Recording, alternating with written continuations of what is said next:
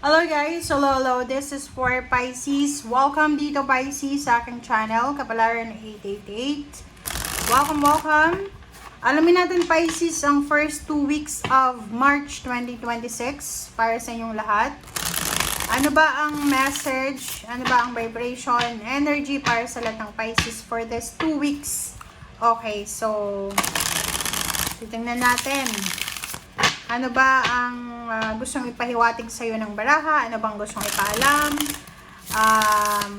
Ano ba ang kailangan mong malaman? Kailangan mong tandaan, iwasan, ganyan. So, tingnan natin, Pisces. Okay, Pisces.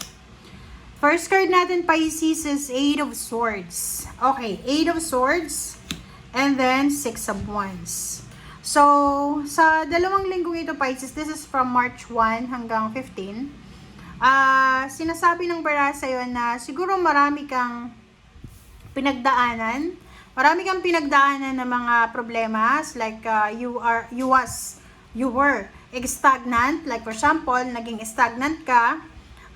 Marami kang naging issue sa relationship, sa pamilya, sa trabaho, or kung saan pa man. Kumbaga, itong Eight of Swords na to, this is the pain and heartaches. Ang dami mong pinagdaanan, ang daming mga naging tribulations, mga obstacles and challenges na pinagdaanan mo. Dekada na, or maybe 8 years, 8 months, 8 weeks ago, 8 days ago, parang ganon. But for the first half of March, sinasabi ng baraha sa'yo dito, Pisces, na lahat daw ng mga pinagdaanan mong sakit, lahat daw ng pinagdaanan mong paghihirap, stagnation, mga obstacles, ay posibleng magre-result siya sa Six of Wands. Pag sinabing Six of Wands, this is the victory and success. Parang nakikita natin dito, kung makikita mo sa baraha mo, 'di ba? Maraming nakatingin sa iyo, like you're a couple. Siguro dati maybe like simulan natin, may mga Pisces na ginudge ka, maraming mga tao na parang maraming sinasabi sa iyo about you and your partner or your husband or wife. And now this March, makikita nila or ipapakita ng universe, this is a good karma para sa iyo. Good karma to para sa iyo kasi yung mga taong walang tiwala sa iyo dati, yung mga taong pinagtawanan ka, yung mga taong ginudge ka, ipapamukha sa kanila ng universe na nagkamali sila. And yung Six of Wands na to, ito yung message na palaging binibigay sa mga Pisces na maraming tao yung gustong ibaon ka na, like for example, ibaon ka ng buhay or talagang ibaon ka. But the universe, hindi siya papayag. So tingnan mo siya, oh. Ang daming tao sa likod mo, sa harap. So they know or they see kung kung anong nangyayari sa buhay mo ngayon. So yung mga taong walang tiwala sa'yo, especially, like for example, during pandemic, okay? During pandemic, kailan ba yon? 2020, okay? So, 2020, starting 2020 hanggang 2022, or sabihin na natin na mid ng 2023. May mga tao dyan, within that year, may mga tao dyan at pinagtawanan ka. Niyurakan yung pagkatao mo, yung parang pinag-usapan ka, you're the topic of the town. But now, this March na to, sinasabi ng baraha na sa pagmumukha ng mga taong ito na pinag-usapan ka, ipapakita ng universe na nagkamali sila ng judgment sa'yo. Tingnan mo, your victory, your recognition, public recognition, your awards, your rewards, your promotion, your good life, your abundance and prosperity, makikita yan ng mga tao sa paligid mo, especially yung mga tao na tinaasan ka ng kilay few years ago, especially 8 years ago, 6 years ago, or kailan pa man yun. Alright? Wow! Sobrang ganda, Pisces. Okay, next card natin, the Tower and Four of Cups, diba? So, dito sinasabi, so this is just a confirmation from the two cards na sinasabi na marami talagang tao na they are waiting for your downfall. Okay? Sabihin na natin ito, they are your blood, relatives, friends, pareho kayo ng apelyido, ganyan ganito. But they are waiting for your downfall. like yung akala mo kadugo mo, 'di ba? Yung parang tiwala ka. But this one, sinasabi ng bara sa'yo na they are waiting talaga sa tower moment mo. So, pwedeng maybe few years na silang nag-aantay. And now, simula ngayong March na to, ipapakita nila sa'yo or sa kanila na nagkamali sila ng judgment sa'yo. Kumbaga, harap-harapan na ipapakita ng universe na mali yung ginawa nila sa'yo. So, eto siya. Kahit maghintay sila, tumanda pa sila sa paghihintay, hindi nila makikita na babagsak ka. Okay? Because the universe, pag nakita ng universe na binabagsak ka, ninilift ka ng universe. Okay? Okay, 8 of Swords. So, yun. Yun, diba? 7 of Swords and 8 of Swords. So, sabi ng baraha sa'yo dito, na isa sa rason kung bakit ka naging stagnant, it's because of mga trader na tao. Ang daming tao yung trinidor ka. Diba? Maybe 7 sila, or 7 times kang trinidor. Okay? Nakakatuwa yung message mo kasi pareho yung color niya eh. Like, sinasabi ng baraha sa'yo dito na yung rason, because, tawag dito, spiritually, since this message is spiritual, talagang sobrang lucky ka. You're super lucky. Okay? But the problem is, marami kang blessings na natatanggap. But sometimes, nakikialam ka sa problema ng iba. Like for example, part ka ng community, part ka ng family. Maganda na yung buhay mo eh. And then, nakikialam ka doon sa buhay ng pamilya mo. Like, sinasalo mo yung problema nila. So, kaya hindi mo nakukuha yung blessing sa para sa'yo. It's because, punong-puno ka na eh. So, dito sinasabi ng baraha na, yung mga taong tinulungan mo, yung mga taong, yung priority mo dati. Yung priority mo dati, okay, Pisces, they are your priorities. Sila yung mga taong binigyan mo, nilagay mo sila sa sa first row.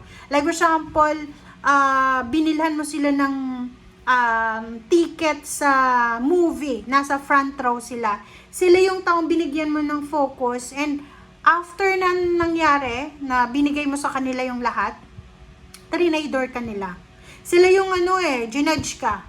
Pinagkalat na ganito ka, ganyan-ganito, nag-imbento ng kasinungalingan, and tingnan mo siya, sila yung burden mo talaga eh. Sila yung naging obstacles and challenges mo sa buhay.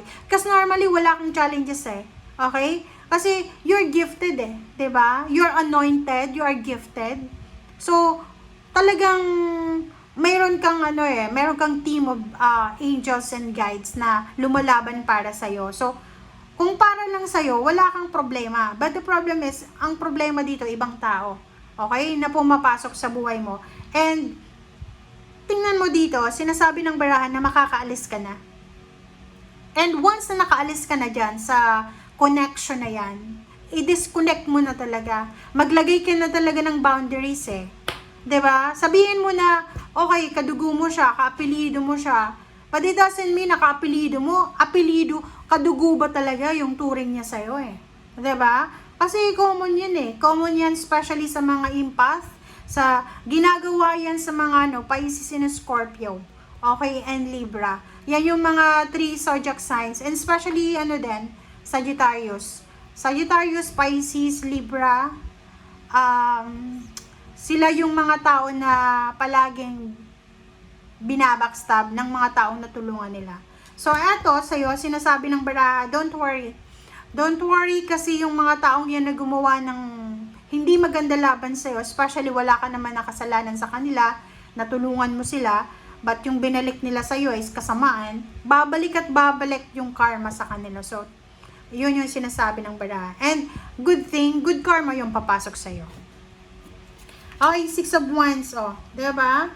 Sinasabi ng baraha sa'yo dito na simula ngayong March na to, March 1 hanggang 15, or sabihin na natin na onwards, there's parang malakidlat. Kasi yung Knight of Swords na to, mabilis siya eh.